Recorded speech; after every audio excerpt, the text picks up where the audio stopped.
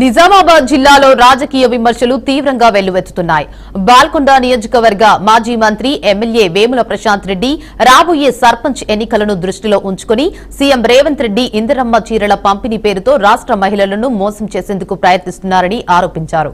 చీరను తీసుకునేటప్పుడు బకాయిలను కూడా గట్టిగా అడగాలని, కాంగ్రెస్ చేస్తున్న ఈ మోసాన్ని బాల్కొండ నియోజకవర్గ మహిళలు ఆలోచించాలని వేముల ప్రశాంత్ రెడ్డి కోరారు.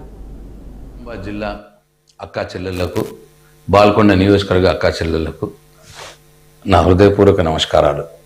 మళ్ళీ ముఖ్యమంత్రి రేవంత్ రెడ్డి గారు ఇందిరమ్మ చీరల పంపిణీ పేరిట మళ్ళీ ఒకసారి అక్కా చెల్లెళ్ళందరినీ మోసం చేసే ప్రయత్నం చేస్తూ ఉన్నాడు.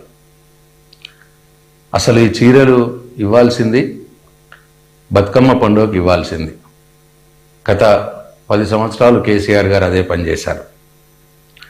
ఈయన ఈ 2 దసరాలు, 2 బతుకమ్మ పండుగలకు ఇవ్వాల్సినటువంటి చీరలు ఇవ్వకుండా ఆపి, ఇప్పుడు సర్పంచ్ ఎలక్షన్లు వస్తున్నాయి కదా అని చెప్పి ఈ చీరలు పంపిణీ చేసి అక్కా చెల్లెళ్లకు ఏదో గొప్ప సహాయం చేసినట్టు మోసం చేసే ప్రయత్నం చేస్తున్నాడు.